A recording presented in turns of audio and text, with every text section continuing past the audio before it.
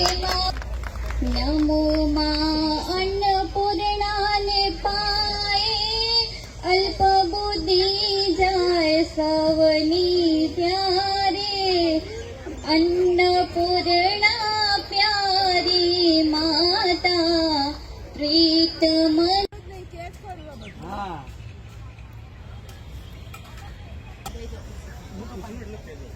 શું બનાવો છો આંટી તમે?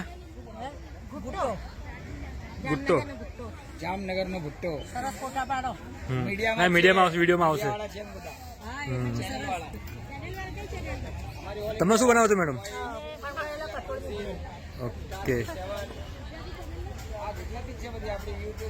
સોલંકી આશાબેન.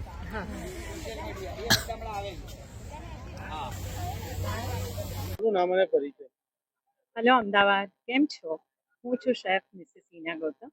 આપણે ઘણી બધી વખત જુદી જુદી channel, radio, TV, newspaper through મળતા જ રહીએ છીએ, પણ આજે જે ઇવેન્ટ થઈ રહ્યો છે અહીંયા, it is very different kind of the event કે જ્યાં આજે બ્લાઇન્ડ બહેનો જે છે એ પોતે કુકિંગ કરી રહી છે. હા, પહેલાં પણ મેં 10 જગ્યાએ આવી રીતે જુદા જુદા ઇવેન્ટમાં હાજરી આપી છે, ત્યાં જ્યાં બ્લાઇન્ડ બહેનો પોતે કુકિંગ કરે છે અને ઇન્ડિપેન્ડન્ટલી, એમને કોઈ હેલ્પની પણ જરૂર નથી હોતી અને એટલી બધી સરળતાથી અને એકદમ ચોખ્ખાઈથી એ લોકો કુકિંગ કરતા હોય છે.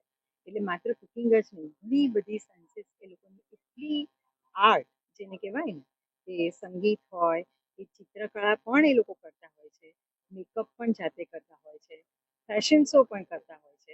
અને આજે અહીંયા જે કુકિંગ કરવાની છે, 51 બહેનો 51 ટાઈપની રેસિપીસ બનાવવાના છે અને જેને કહેવાય ને કે 51 શક્તિપીઠ જેને કહેવાય એ રીતે 51 બહેનો 51 રેસિપી કરી અને બધાને ટેસ્ટ કરાવશે.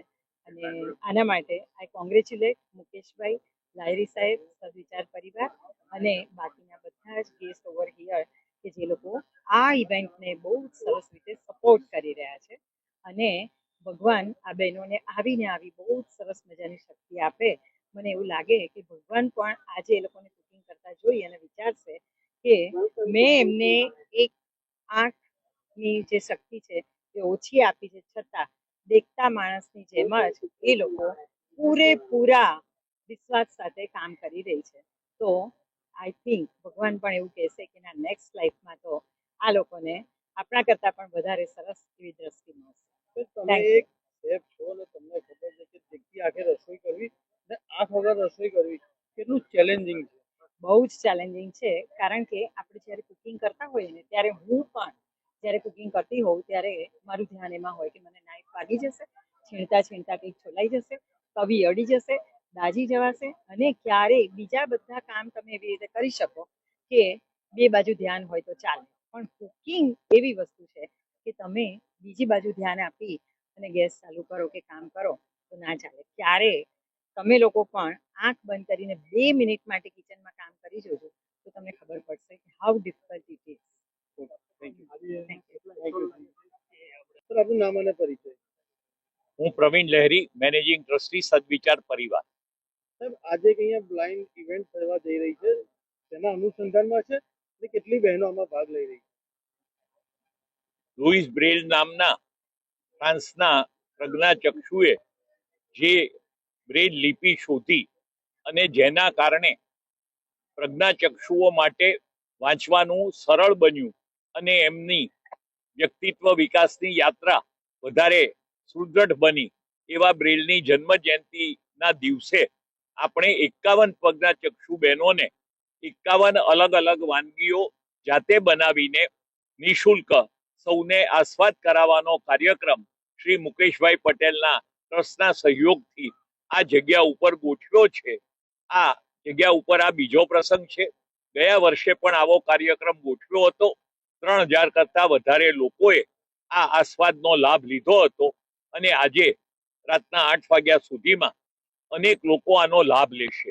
આનો એક જ સંદેશો છે કે દિવ્યાંગોને દયાની જરૂર નથી, પરંતુ આપણે એમને સમજીએ, એમને ભગવાને એક શક્તિ લઈ લીધી છે તો અનેક શક્તિઓ આપી છે, એના વિકાસ દ્વારા આ કેમ કામ થાય એ આપણે જોવાનું છે. તમને જાણીને નવાઈ લાગશે કે અહીંયા પ્રજ્ઞાકુલમમાં 24 પ્રજ્ઞાચક્ષુ બહેનો રહે છે, એમણે અહીંયા આવીને બેકરીનો કોર્સ કર્યો અને આજે એ લોકોએ નાનું મંડળ બનાવીને આસપાસના અનેક સોસાયટીના બિલ્ડિંગમાં કેક કુકીઝ બધું વેચવાનું કામ પણ કરે છે અને ફૂડના કુલ 23 લાયસન્સો આ તાલીમાર્થીએ લીધા. એટલે આમના સ્વાવલંબન અને સ્વમાનને માટે યોજેલો આ કાર્યક્રમ છે. કેટલા વર્ષથી કરવામાં આવે છે સાહેબ? આજે આમનું 4થું વર્ષ છે, અમારા માટે આ બીજું વર્ષ. પરિવારમાં મહિલાઓ આવી છે, બહેનો આવી છે, ક્યાંથી આવી છે? આ ગુજરાતના અનેક જિલ્લાઓમાંથી આવી છે, કચ્છમાંથી પણ આવી છે, સૌરાષ્ટ્રમાંથી પણ આવી છે, દક્ષિણ ગુજરાતમાંથી પણ આવી છે. અનેક સંસ્થાઓ જે બહેનોનું કામ કરે છે એમણે સહયોગ કરીને બહેનોને અહીંયા મોકલી છે. તમને આ વિચાર ક્યાંથી આવ્યો છે? આ વિચાર મૂળભૂત રીતે મુકેશભાઈને આવ્યો હતો અને અગાઉ એક ભાઈએ જે મૂકબધિર છે એમના માટે અમદાવાદ હાટમાં આવો જ કાર્યક્રમ ગોઠવ્યો હતો કે મૂકબધિર પેઇન્ટિંગ કરતા હોય, મૂકબધિર કોઈ વસ્તુઓ બનાવતા હોય એના વેચાણની વ્યવસ્થા. અને આજે પણ દિવ્યાંગોની બનાવેલી વસ્તુનું વેચાણ અમદાવાદ હાટમાં થઈ રહ્યું છે. BM ઇન્સ્ટિટ્યૂટ ઓફ મેન્ટલ હેલ્થમાં પણ જે મનો દિવ્યાંગો છે એમના દ્વારા પણ અનેક 200 જેટલી વસ્તુ ઉત્પાદિત થાય છે. એટલે આપણા માટે આ લોકોને કેમ પગભર કરવા, એમને કેમ રોજગારી આપવી, એમને કેમ સ્વરોજગારી આપવી, એ જે મોટા પ્રશ્નો છે એમાં આ એક નાનકડી આહુતિ છે. જે આપનું નામ અને પરિચય? મારું નામ મુકેશ રમલાલ પટેલ છે. મારા ટ્રસ્ટનું નામ સ્વ રંજનબેન રમલાલ ચેરિટેબલ ટ્રસ્ટ છે. આજના કાર્યક્રમનો હેતુ શું હતો? આજના કાર્યક્રમનું એક હેતુ હતું કે જે પ્રજ્ઞાચક્ષુ બેન દીકરીઓ જે પોતે પ્રજ્ઞા નથી દેખી શકતા, એ આપણે પ્રચાર કરવો છે કે જે દેખતા હોય છે અને અનદેખતાને કોઈ કમ્પેર નથી કરી શકતા, દેખતા કરતા પણ સારું બનાવી શકે છે આ બહેનો, અને પોતાના પગભર થાય એનો એક હેતુથી અમે આ પ્રોગ્રામ કરવાનું આયોજન કરી રહ્યા છીએ. તમારી સંસ્થા દ્વારા આના સિવાય કેવા પ્રકારના કાર્યક્રમો કરવામાં આવે છે અને કેવી રીતના કરવામાં આવે છે? આના અલગ બીજા સેવા કાર્યો જેમ છે કે કોરોનામાં દવાઓ આપવી, આયુર્વેદિકની દવાઓ આપવી, પછી સિનિયર સિટીઝનોનો પ્રવાસ કરાવડાવો, મનોરંજન, પછી બ્લાઇન્ડ દિવ્યાંગ લોકોને ફરવા લઈ જવાના, પાસ કરાવડાવવાનો, પછી દવા અર્થે અન્ન ક્ષેત્રે કોઈ જરૂરત હોય પરિવારે ખાવા લઈને આપીએ છીએ 500 માણસનું, એ રીતનું ટ્રસ્ટ તરફથી અને અન્ય સેવાઓ પણ આપવામાં આવે છે. યાસ્મીન બેન, દાદી શું બનાવો છો? મેં બનાવ્યું કોપરા પાક. કોપરા પાક. અમને આપણે ગુજરાતીમાં શીરો જ કહેવાય ને? ના, જરાય નહીં. શીરો જેવું નહીં? ના ના, મને તો જોવામાં શીરો જેવું લાગે છે કદાચ. કાયદેસર પીસ પડે ને. નહીં, એવું નહીં, આપણે જેવું. પ્રભાબેન, શું બનાવો છો? માજૂન બનાવું છું. માજૂન એટલે? અડદની દાળ. અચ્છા, એવું છે. ये सिंधी मिष्टान है माजून. હા, બરાબર. જાનવીબેન, શું વેજ ફ્રેન્કી બનાવો છો? હા હા, મારી ફેવરેટ આઈટમ. આઈસ ખાવા આઈસ.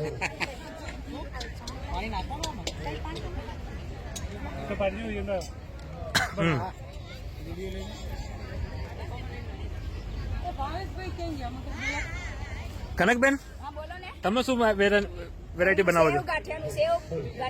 સેવ ગાંઠિયા શાક. ઓકે. મને તો સેવ ગાંઠિયાનું શાક લાગતું નથી. મને લાગતી તો નહીં. અત્યારે બધું પ્રોસેસ બાકી છે, અત્યારે તો બનશે, તળશે, ચાલુ છે. તમે આંગળી ચાટતા રહેશો, તમે જીત. હા હા. અને મનીષાબેન, બીટનો હલવો. શું વાત છે, ગાજરનો ખાધો બધું, આજ બીટનો હલવો. સરસ સરસ સરસ. ભાવનાબેન, તમે કઈ વાનગી બનાવો છો? ઓહો, કાઠિયાવાડી સબ્જી.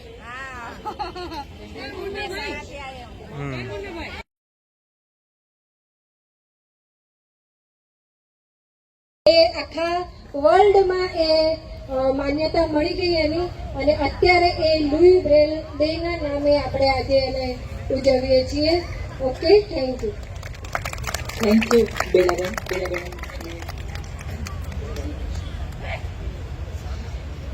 પ્રજ્ઞાચક્ષુ આપણી આસપાસ આપણે ક્યાં જોયા છે, તો આપણને ક્યારેક આંખમાં પણ ક્યારેક એવી તકલીફ થઈ હોય અને ત્યારે દવાખાને જવાનું થાય, એટલે એવા એક સંજોગ ડૉક્ટર KR શ્રોફ સેવા સંબંધ, એટલે એમ થાય કે એ બ્રેલ લુઈને જે જ્યારે એ તકલીફ થઈ હતી ત્યારે એમની પાસે એવા કોઈ સાધનો નહોતા કે એની સારવાર થઈ શકે.